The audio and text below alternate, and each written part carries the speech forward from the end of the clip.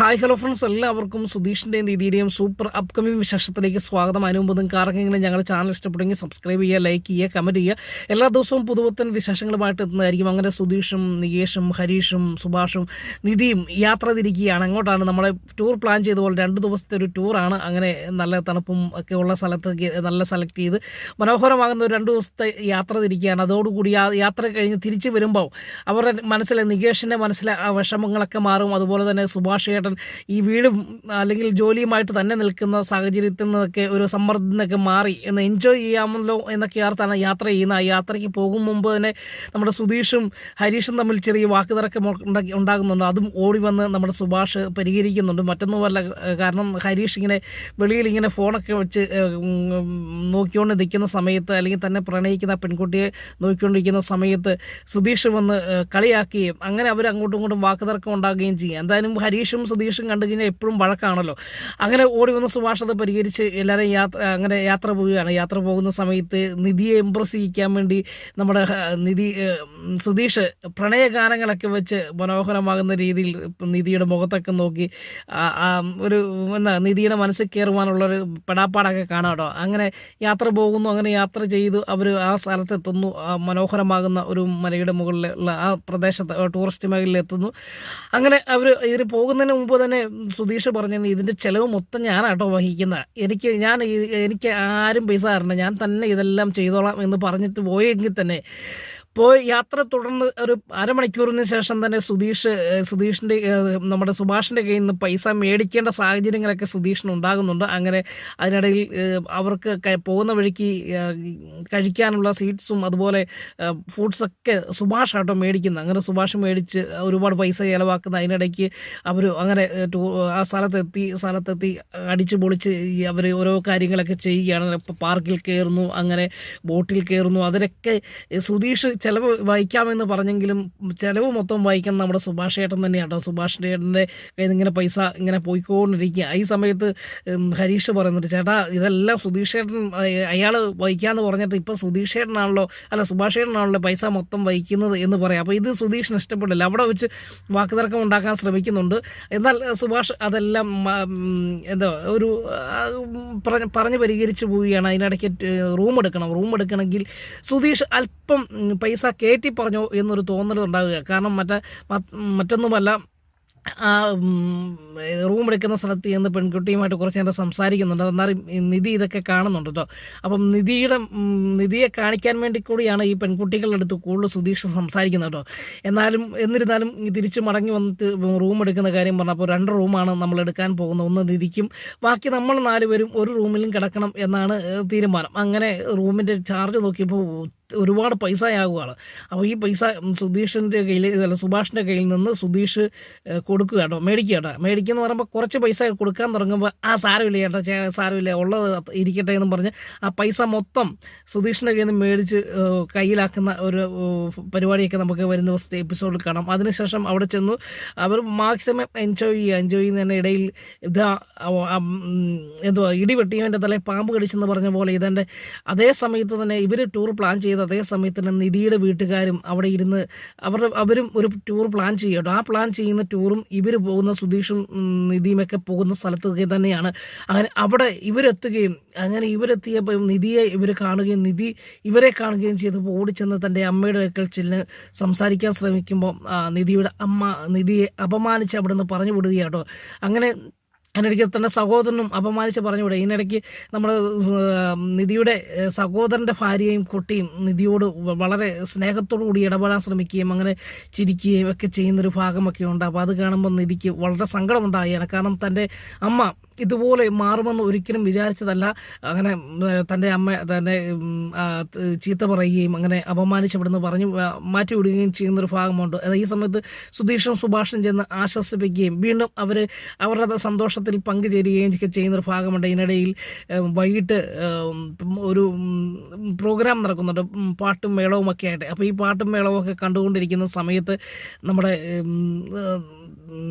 Dance കളിക്കാൻ അവസരമുള്ളവർക്കൊക്കെ dance കളിക്കാം കേട്ടോ. അങ്ങനെ ഡാൻസ് കളിക്കുന്ന സമയത്ത് നമ്മുടെ നികേഷിനെ കൊണ്ട് ഡാൻസ് കളിപ്പിക്കുക, ഡാൻസ് കളിപ്പിക്കുക, കാരണം അവരുടെ മൂഡൊന്ന് മാറ്റിയെടുക്കണമല്ലോ.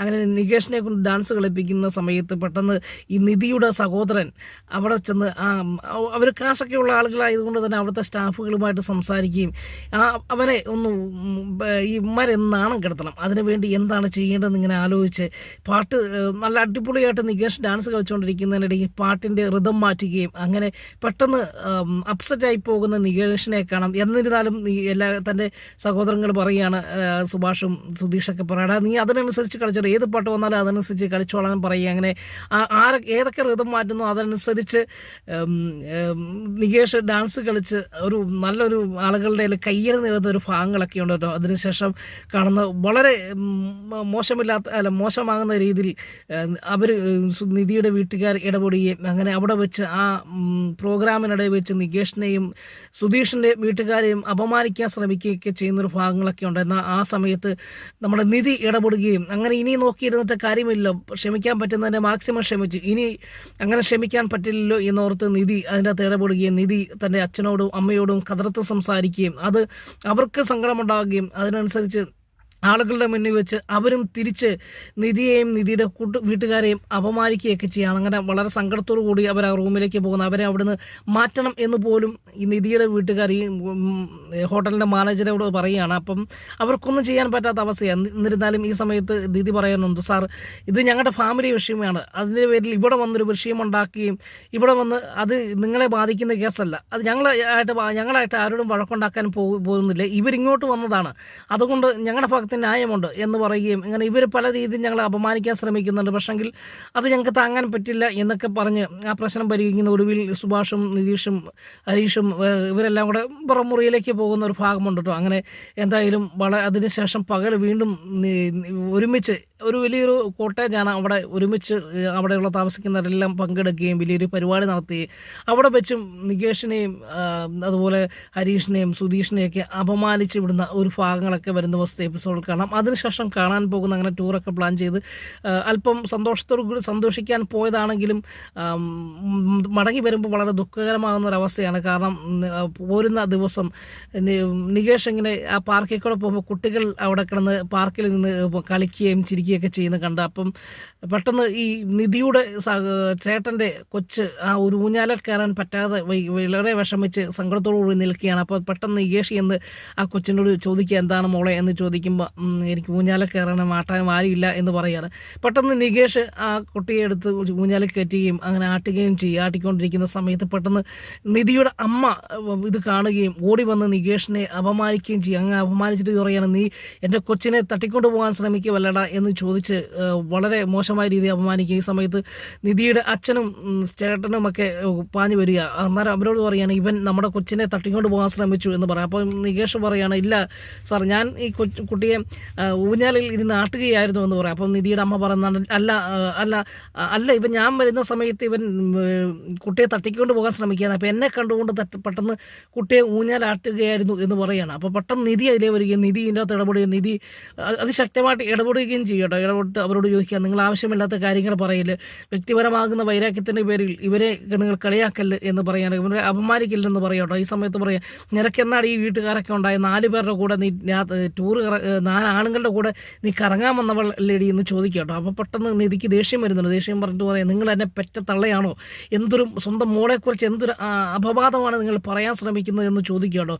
അപ്പോൾ പെട്ടെന്ന് അത് നിധിയുടെ അച്ഛന് ഒരു വേദന ഉണ്ടാകുന്നുണ്ട്. എന്നിരുന്നാലും നിധിയുടെ അമ്മ തോറ്റു കൊടുക്കാൻ സമ്മതിക്കാതെ നിനക്കിപ്പോൾ എല്ലാം അവരാണല്ലോ, അവർ മതി നിനക്ക്, ഞങ്ങളെ ഇനി അമ്മയെന്നോ അച്ഛനെന്നോ ഞങ്ങളുടെ വീട്ടുകാർ, നിനക്കിങ്ങനെ ഒരു വീട്ടുകാർ ഉണ്ടെന്ന് പോലും നീ പറഞ്ഞു പോയേക്കില്ല, ചിന്തിച്ചു പോയേക്കില്ല എന്നൊക്കെ പറഞ്ഞ് അവിടെ വെച്ച് അപമാനിക്കുകയും അങ്ങനെ നികേഷിന് അത് വലിയ സങ്കടമായിരുന്നു. ഒരു സങ്കടം മാറി മറ്റൊരു സന്തോഷിക്കാൻ വേണ്ടി വന്ന സ്ഥലത്ത് നികേഷിനെ അപമാനിക്കുവാൻ ശ്രമിച്ചതൊക്കെ വളരെ സങ്കടം സങ്കടകരമാകുകയും ഒടുവിൽ നികേഷിനെ ആശ്വസിപ്പിക്കുകയൊക്കെ ചെയ്യുന്നൊരു ഭാഗമുണ്ട്. അങ്ങനെ മടങ്ങി അവർ ടൂർ പ്ലാൻ ചെയ്തെല്ലാം അടിച്ചു പൊളിച്ച് മടങ്ങി വീട്ടിലെത്തുന്ന സമയത്ത് ഇതാണ് വീട് പൂട്ടിയിട്ടിരിക്കുക. അപ്പം ഈ പോരുന്നതിന് മുമ്പ് തന്നെ വീട്ടിലേക്ക് തൻ്റെ അച്ഛനായ ഭാസ്കരനെ വിളിച്ച് പറയുന്നുണ്ട്, ഇതുപോലെ ഞങ്ങളങ്ങോട്ട് വരികയാണ്, രാവിലെ അവിടെ കാണണം എന്ന് പറയുന്നുണ്ട്. പക്ഷേ ഇവർ തിരിച്ചു വന്നപ്പോഴത്തേക്ക് അദ്ദേഹം അവിടെ ഇല്ല, വീടെല്ലാം പൂട്ടിയിട്ട് പോകുന്നു. ഒടുവിൽ ഇവിടെ വന്ന് വെളിയിൽ ഇങ്ങനെ നിൽക്കുകയാണ്. അപ്പം വിളിച്ചിട്ടാണെങ്കിൽ ഫോണും എടുക്കുന്നു. സുഭാഷ്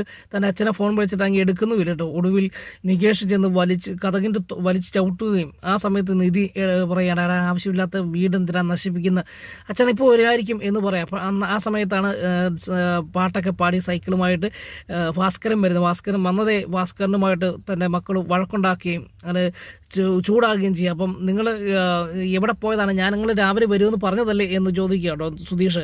അപ്പോൾ പറയാണ്, ഞാൻ എന്താണ് നിങ്ങൾ വരുന്നവരെ ഇവിടെ കാത്തിരിക്കണമായിരുന്നു, അത് താലപ്പൊലിയുമായിട്ട് ഇരിക്കണമായിരുന്നു, നീയൊക്കെ പോയി 2 ദിവസം അടിച്ചു പൊളിച്ചില്ലേ, അത് ആ സമയത്ത് ഞാൻ വീടിൻ്റെ കാവൽക്കാരനായിട്ട് ഇരുന്നില്ലേ, എനിക്ക് വെളിയിൽ പോകാൻ പറ്റില്ല എന്നൊക്കെ ചോദിച്ച് തിരിച്ചും വാക്കുതർക്കമുണ്ടാകുകയും ഒടുവിൽ സുഭാഷ് പറയും, അച്ഛാ എന്താ അച്ഛാ, ഞങ്ങൾ പോയിട്ട് വന്നപ്പോൾ ഈ നിധിയെ എന്ന് ഓർക്കണ്ടേ, നിധി ഞങ്ങൾക്ക് ബാത്റൂമിൽ പോലും പോകുവാൻ ഒന്ന് റെസ്റ്റ് എടുക്കുവാൻ പോലും പറ്റാത്ത അവസ്ഥയാണ് എന്ന് പറയാൻ. അപ്പോൾ പെട്ടെന്ന് നിധിയുടെ മുഖത്തേക്ക് വന്നപ്പോൾ നിധി തലക്ഷീണത്തിൽ നിൽക്കുന്നൊരു ഭാഗമാണ് കണ്ട. പെട്ടെന്ന് താക്കോൽ എടുത്തു കൊടുക്കുകയും ഈ സമയത്ത് എല്ലാവരും അകത്തേക്ക് പോവുകയും ചെയ്യുന്ന ഒരു ഭാഗമുണ്ട്. അതിനുശേഷം നടക്കുന്നത് സുഭാഷിൻ്റെ ജീവിതത്തിലെ വലിയ സങ്കടകരമാകുന്ന അവസ്ഥയാണ്. മറ്റൊന്നുമല്ല, അപ്പുറേ ഒരു സൈഡിൽ സന്തോഷിക്കാൻ പോയിട്ട് വന്നെങ്കിൽ പോലും മറു സൈഡിൽ ദുഃഖകരമാകുന്ന അവസ്ഥ വരികയാണ്. കാരണം സുനന്ദയുടെ വിവാഹത്തിൻ്റെ പാർട്ടിയും ആഘോഷങ്ങളൊക്കെ നടക്കുന്നത് തൻ്റെ ചെവിയിൽ കേൾക്കുകയും അത് വളരെ സങ്കടമാക്കുകയും ചെയ്യുന്ന ഒടുവിൽ ഒരു ദിവസം രാത്രിയിൽ നിധി പെട്ടെന്ന് രാത്രി ബാദലിൻ്റെ അവിടെ ആരോ വന്ന് നിൽക്കുന്ന പോലെ തോന്നുക കേട്ടോ. ഈ സമയത്ത് നിധി ചെന്ന് കഥക് തുറന്നു നോക്കിയപ്പോൾ ഒരു പെൺകുട്ടി രാത്രിയിൽ വളരെ കരഞ്ഞുകൊണ്ട് നിൽക്കുന്ന ഒരു ഭാഗമാണ്. പെട്ടെന്ന് നിധി ഞെട്ടിപ്പോവുകയാണ്. നോക്കിയപ്പോൾ മറ്റാരുമല്ല, സുനന്ദയാണ്. സുനന്ദയെ കണ്ടപ്പോൾ എന്നാ സുനന്ദ നീ ഇവിടെ ഈ രാത്രി എന്നാ വന്നതെന്ന് ചോദിക്കുകയും, അപ്പോൾ എനിക്ക് അകത്തേക്ക് വരാമോ എന്ന് ചോദിക്കുക നിധിയോട്. വരാൻ പറഞ്ഞ് പെട്ടെന്ന് നിധി ഈ സുനന്ദയുമായിട്ട് അകത്തേക്ക് പോവുകയും അകത്ത് ചെന്ന് കഴിഞ്ഞപ്പോഴത്തേക്ക് പറയുകയാണ്, എനിക്ക് സുഭാഷേട്ടനില്ലാതെ ജീവിക്കാൻ പറ്റിയാലേ നിധി, ഞാൻ പോകില്ല, നാളെ വിവാഹമാണ്, പക്ഷേ എനിക്കത് വിവാഹത്തിന് താല്പര്യമില്ല, എനിക്ക് സുഭാഷേട്ടൻ മതി എന്ന് പറഞ്ഞ് പൊട്ടിക്കരഞ്ഞുകൊണ്ട് അകത്തേക്ക് വരിക. അപ്പോൾ ഇത് കേട്ട് ഈ ശബ്ദം കോലാഹലമെല്ലാം കേട്ടപ്പോഴത്തേക്ക് ഹരീഷും സുധീഷും നികേഷും ഒക്കെ ചാടി വരിക കേട്ടോ.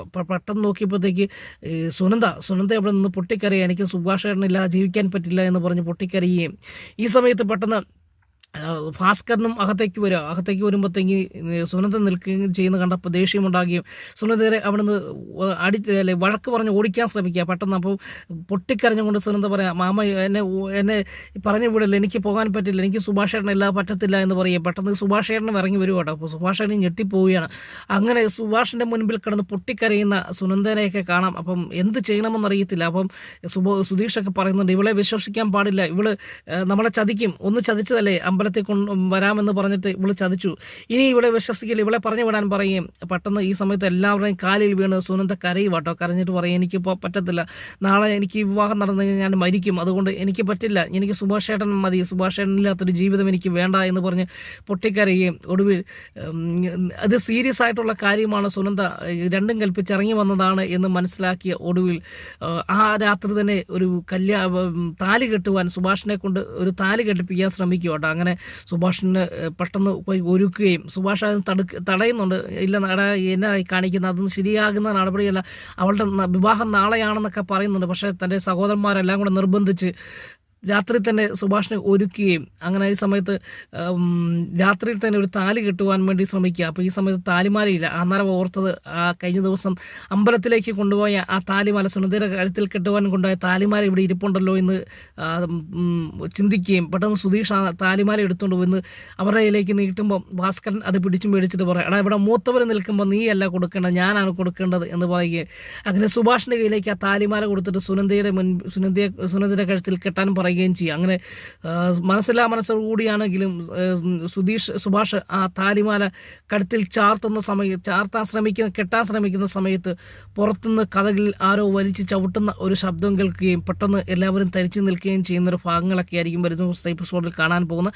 അപ്പം നമ്മൾ അപ്കമിങ് വിശേഷം ഫാസ്റ്റായിട്ടാണ് പോകുന്നത്. വരുന്ന ദിവസം വീണ്ടും അപ്കമിങ് വിശേഷങ്ങളുമായി കാണും വരെ എല്ലാവർക്കും ഗുഡ് ബൈ.